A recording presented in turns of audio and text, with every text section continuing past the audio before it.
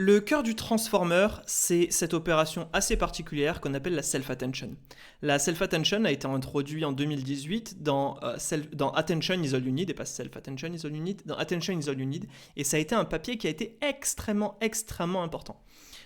C'est ce papier qui a permis à toute l'IA moderne, à partir de ChatGPT, etc., d'exister. Et c'est ce transformer qui est maintenant au cœur des systèmes de chatbot, des systèmes de génération de la parole, de compréhension de la parole pour Whisper, etc. Donc vraiment, ça a été un papier extrêmement important, et cette self-attention, elle est extrêmement importante. Et c'est aujourd'hui de cette opération que je voudrais parler. Alors, pour parler un petit peu de la self-attention, on va prendre rapidement une phrase. Le chien mange le chat. Voilà, ça va être notre phrase d'exemple. Et déjà, on va distinguer deux types d'opérations qu'on peut vouloir faire sur le chien mange le chat. D'abord, on peut supposer qu'on a la phrase entière. Le chien mange le chat, c'est l'intégralité de la phrase.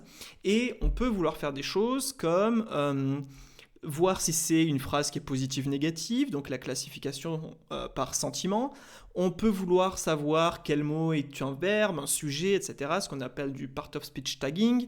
On peut faire de la classification. Est-ce que cette phrase parle de science? Est-ce qu'elle parle est-ce qu'elle parle de mathématiques? Est-ce qu'elle parle d'histoire? Peu importe. Et donc tout ça sont des tâches où on considère qu'on a l'intégralité du texte, ou en tout cas de la donnée, et ensuite on a besoin d'un modèle pour traiter ça. La deuxième type de tâche qu'on peut avoir, c'est en fait supposer que ça c'est un exemple de quelque chose à générer, et ça c'est ce qu'on va avoir quand on va avoir des chatbots ou des systèmes de génération quels qu'ils soient, c'est toute l'IA générative globalement. Et donc ça par exemple ce serait le début d'une phrase, le chien mange le chat qui par exemple, etc. Donc on va vraiment distinguer ces deux tâches. Ces deux tâches, on va pouvoir directement les distinguer dans l'architecture même du transformer. Donc, on va regarder un petit peu, on va définir rapidement ce qu'est un transformer, comment ça fonctionne sur du texte. Donc la première chose qui va se passer, c'est que ces mots, pour le moment c'est des mots, hop, avec des petits espaces devant, hop, et des mots c'est pas des chiffres, donc ça va mal dans un réseau de neurones. Donc la première chose qu'on va faire, c'est aller taper dans un dictionnaire, dans un vocabulaire, qui va faire correspondre à chacun de ces mots un vecteur, donc une suite de chiffres, disons moins 3.6, 0, 0,2, etc. Voilà. Donc ça, c'est des suites de nombres qui représentent ces mots. Donc ça, c'est le vocabulaire. Ensuite, on va envoyer ça, ces mots, ou tokens, comme on les appelle, dans un transformer. Donc ça, c'est un rappel, mais après, on va aller sur la self-attention. Et donc, hop, on va l'envoyer dans une série de L couches, donc fois L, couches de transformer. Et ces couches-là, du coup, elles contiennent deux sous-opérations. La première opération, c'est la plus importante, et c'est là que se trouve la self-attention. Hop. C'est l'opération qui va permettre aux mots, aux tokens, aux bouts de phrases, aux bouts d'image, peu importe, quelle que soit la donnée qu'on a, de communiquer entre eux. Sinon, ils sont traités simplement tous en parallèle. Ensuite, le deuxième bloc, c'est un peu plus de traitement pour analyser ce qu'on a vu précédemment. Et on fait ça L fois, et à la fin, quand on a fait ça L fois, on retourne vers une prédiction qui correspond à la tâche. Donc, si cette prédiction, c'est de la classification sur est-ce que ma phrase est positive ou négative, ça va être une prédiction entre 0 et 1 sur la probabilité. Si c'est une tâche de classification, ça va être un softmax, une distribution de probabilité, une catégorie, peu importe. Et puis, dans le cas intéressant, dans le cas important, c'est si on veut générer la phrase, faire un modèle génératif, ça va être une prédiction sur le mot qui suit. Donc, tout le cœur ici du transformer, ça va être cette opération de self-attention, de ce qui s'y passe ici. Alors ici, hop, je ne vais pas l'expliquer dans cette vidéo, mais c'est un multilayer perceptron, c'est un réseau de neurones à deux couches, c'est assez standard. Si il y a des choses qui n'ont pas été vues là-dessus ou qu'il y a des questions, je ferai une autre vidéo pour en parler, mais là vraiment on va se concentrer sur la self-attention. Alors, j'ai dit qu'il y avait deux tâches. Et donc il y a deux types de modèles.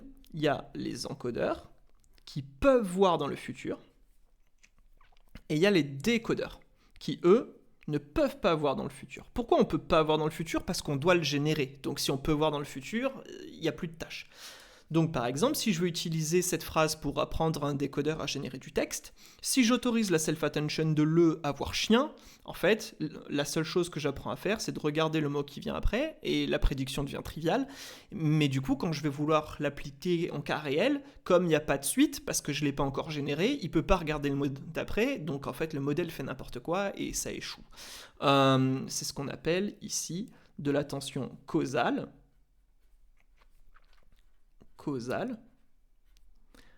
Et ici, c'est ce qu'on appelle de l'attention bidirectionnelle. Donc ici, si je fais de l'attention bidirectionnelle, effectivement, la self-attention, ici, va communiquer, hop, hop, hop, tous ces mots, tous ces tokens vont pouvoir communiquer ensemble. Voilà. Et ils vont tous communiquer entre eux. Je ne vais pas faire tous les traits, parce que ça va en faire n carré, et c'est beaucoup, et ça va salir mon image. Donc ça, c'est mon encodeur qui est bidirectionnel. À l'inverse de mon décodeur, qui lui est causal, et c'est-à-dire qu'on va seulement pouvoir voir le passé. Donc chien peut voir le, mais pas l'inverse. C'est une flèche là.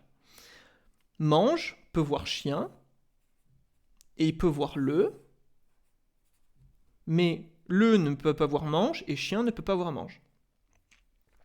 Etc. Etc. Là encore une fois, je ne vais pas faire toutes les flèches parce que c'est dégueulasse. Ça va très mal ressortir sur l'image. Donc, comment est-ce que on va réussir à implémenter ça mathématiquement? Mathématiquement, hop, on va reprendre attention is all you need 2018 et on ne va pas parler de la cross attention qui est légèrement différente parce qu'il y a de moins en moins de modèles qui s'en servent et puis parce que ça reste utilisé dans des cas très spécifiques, la cross attention. Donc on va pas en parler, mais le cas n'est pas...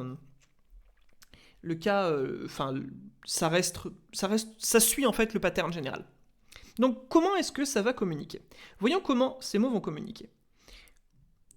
On va reprendre le chien mange. Hop là. Et on va décaler la feuille. Sur le chien mange, ensuite attention is all you need nous dit on va dériver 3 nouveaux vecteurs. Du vecteur le, du vecteur chien, du vecteur mange. Ces 3 vecteurs, on va les appeler Q, K et V. Q, K, V. Q, K, V. Pour query, donc une requête, une key, une clé, et value. J'imagine qu'ils avaient une sorte de terminologie de base de données en tête quand ils ont fait ça, et donc la query va matcher avec des keys, pensez aux clés dans les bases de données SQL ou je ne sais quoi, pour lire une valeur. Donc par exemple, je cherche l'âge de l'étudiant 3, quelle est la valeur, par exemple. Je pense que c'est un petit peu ce genre de sémantique qu'ils avaient en tête. Donc ici, on va dériver ces 3 vecteurs à chaque fois par 3 matrices de projection, WQ, WK, WV, enfin c'est des NN linéaires dans PyTorch, c'est rien de très compliqué. Et ensuite, du coup, on va faire interagir les clés, les keys, avec les queries. Comment on les fait interagir? Eh bien, simplement avec un produit vectoriel. Donc, on va calculer Q, K. Et on va se retrouver avec ce qu'on appelle une matrice d'attention. Le chien mange le chat. Le chien mange le chat. Hop. Hop. Hop.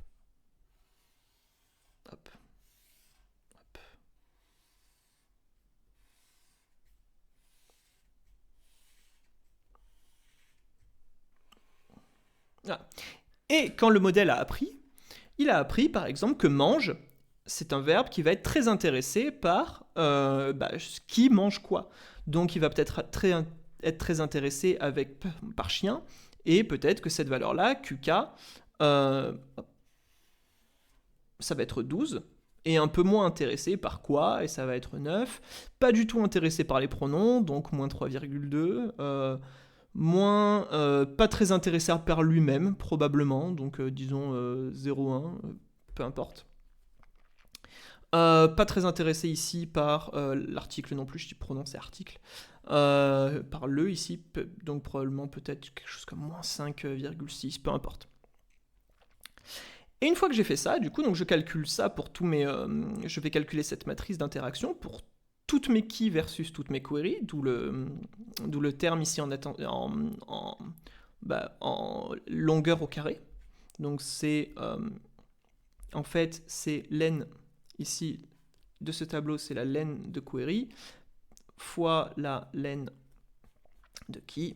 Et en fait, c'est simplement, si on est sûr en encodeur ou quoi que ce soit, par défaut, on va l'approximer parce qu'il y a des moyens de casser un peu ça, on a du L carré ici. L, c'est étant la longueur de ma phrase. Donc chat, lui, il a peut-être... chat est pas très intéressé par l'article, parce que il s'en fout un peu. Disons moins 3,2. Il est très intéressé peut-être par ce qu'il fait, par lui-même. Il est peut-être très intéressé par ce qu'il fait, ça c'est pas absurde. Ah non, chat, intéressé par chien, ouais, peut-être un petit peu pour savoir qui le mange. Très intéressé par le fait qu'il ait mangé aussi, voilà. Par contre, l'article, lui, il est très intéressé par ce à quoi il se rapporte. Donc le ici, très intéressé par chien, etc., etc. Voilà. Une fois que j'ai rempli ça, par ligne, je vais calculer un softmax. Le softmax, c'est une opération, on va la voir après, on va même la regarder maintenant, qui, hop, softmax de QK,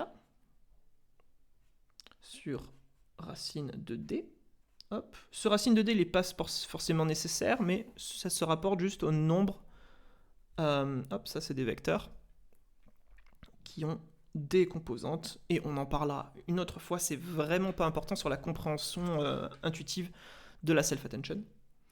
Et donc on va calculer ça, et ce softmax va nous donner en fait des scores entre 0 et 1, qui somment à 1, donc pensez en fait une allocation de 0 à 100% pour chacun des tokens de la phrase. Donc on peut regarder rapidement comment ça se comporte. Voilà, ici il y a une petite visualisation interactive sur le softmax, donc là j'ai des softmax entre 0, 0, 0, 0, mais si j'ai une valeur qui commence à augmenter, paf, d'un coup, le softmax de cette valeur ici va s'attribuer beaucoup du poids jusqu'à vouloir 1 quand ça domine largement. Si lui monte encore un peu, hop, voilà, par exemple, donc là on voit bien que si j'ai deux valeurs qui sont identiques, ça va se partager à peu près 50% chacun, et si je me dis que celui-là vraiment m'intéresse pas, je lui donne une valeur négative, hop, ça baisse, etc. Lui pareil aussi, et on voit les scores qui montent au milieu, et du coup, ça vient vraiment me donner une allocation entre 0 et 100% pour chacun de mes trucs, en s'assurant que, pour chacune de mes valeurs, en s'assurant que ça somme correctement à 100%. Voilà. Donc ça, il faut vraiment voir ça comme la query dans une salle de classe, par exemple. La query, ce serait l'enseignant qui pose une question. La key, ça peut être les étudiants qui vont lever la main, par exemple, et la value, c'est ce qu'ils ont à répondre. Voilà. Et donc là, effectivement, mange, demande, pose une question. Qui veut me donner des informations sur qui je suis et ce que je fais? Chien dit, moi, en fait, je peux t'apporter des informations, je pense, parce que moi, généralement, je mange des trucs. Chat, apparemment, moi, je suis mangé, je peux être mangé, peu importe. Voilà. Mais donc ça c'est juste des scores pour dire moi je peux répondre à ta question. Mais là il n'y a encore aucune information qui est transmise. Et du coup, hop, on va reprendre l'équation parce qu'elle est très importante. C'est là que va intervenir la value. La value, c'est ce que ce mot a à dire. Là pour le moment c'est j'ai posé la question, j'ai levé la main ou pas, du coup quand je calcule ce terme d'interaction, et voilà la réponse. Et donc la formule entière c'est soft max de Q K sur racine de D ce racine de d, il est vraiment pas si important que ça pour la compréhension théorique, multiplié par v. Et donc effectivement, là, si celui-là par exemple, quand Mange va poser sa question, étant donné qu'il a un score négatif, ça va lui faire un softmax qui est très proche de 0, et donc en fait la value de va pas être transmise à Mange.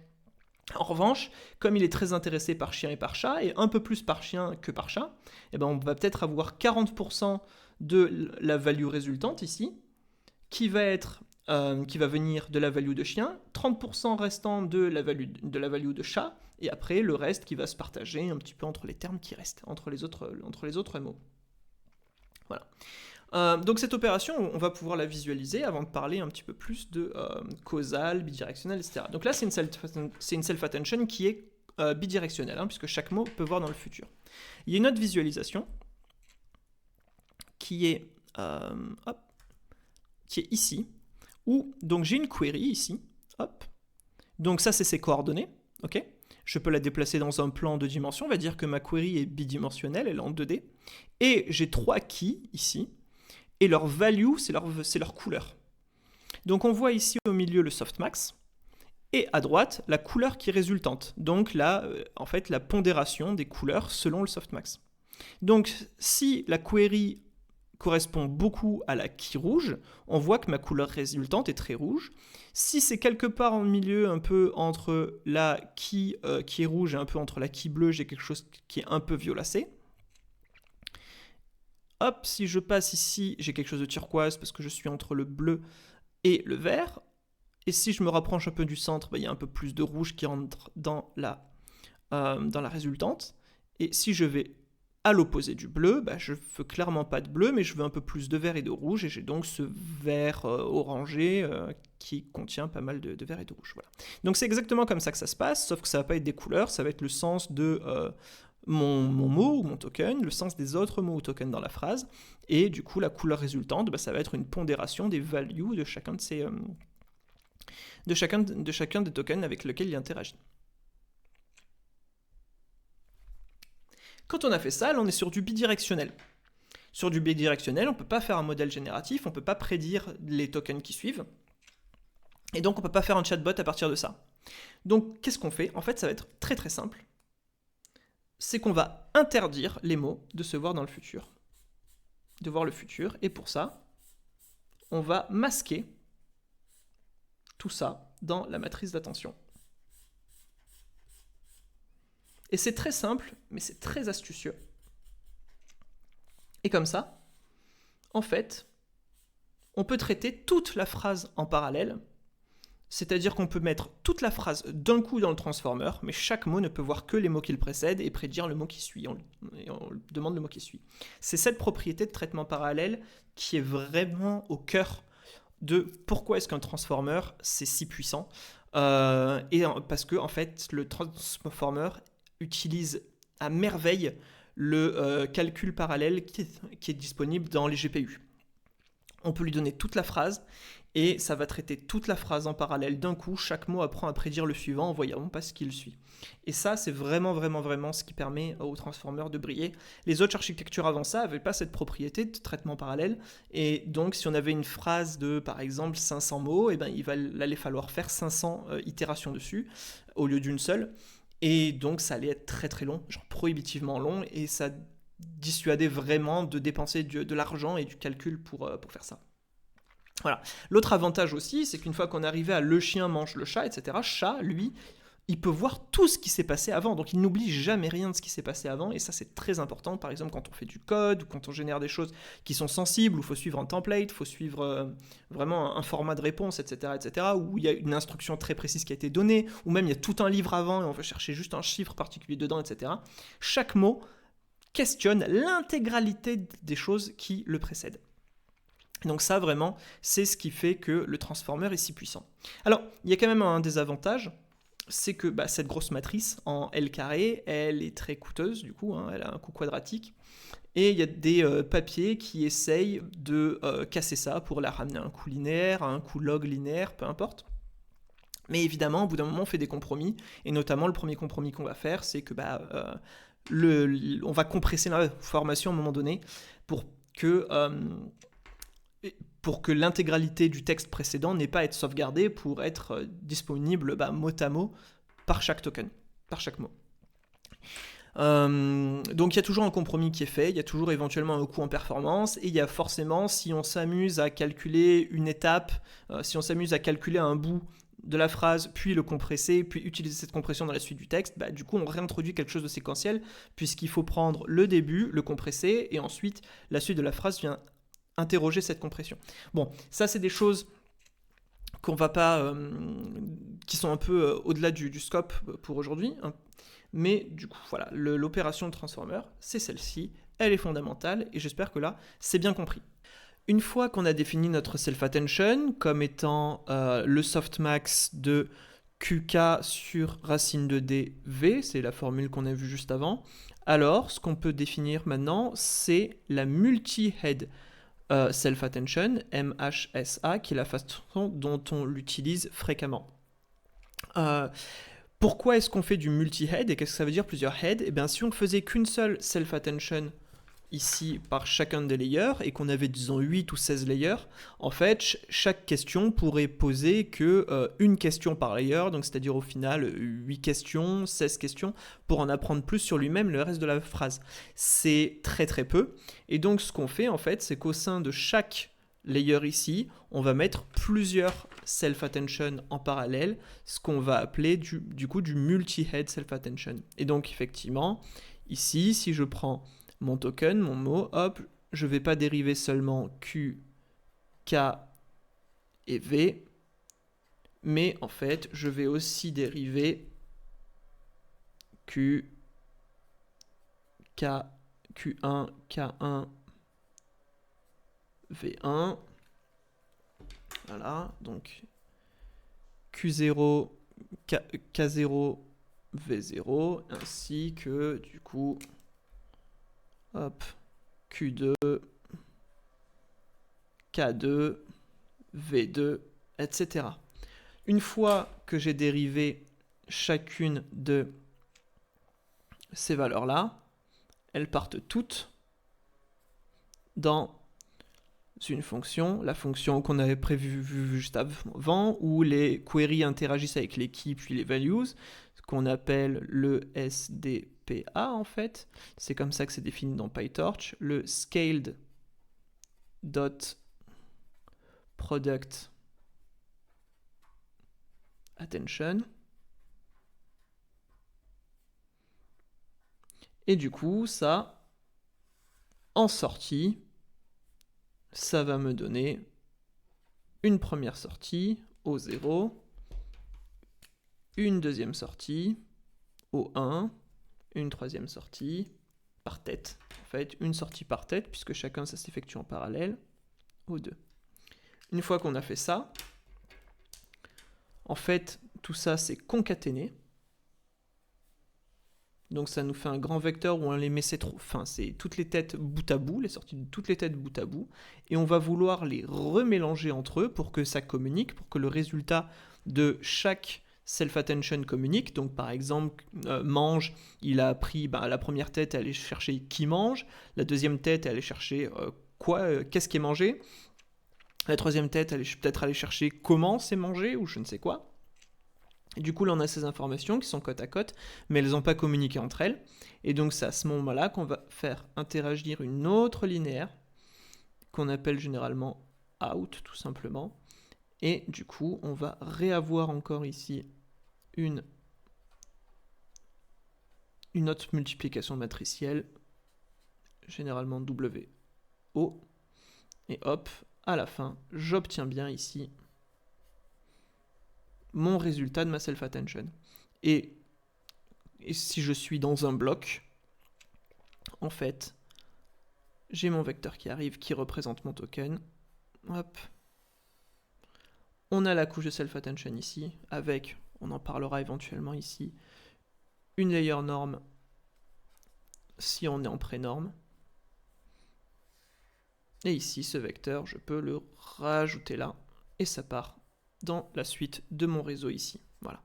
Et là, on a vraiment défini la self-attention de façon générale. Maintenant qu'on a vu ça, on va pouvoir parler du papier de Quen et de la Gated Attention et de voir pourquoi c'est très intéressant.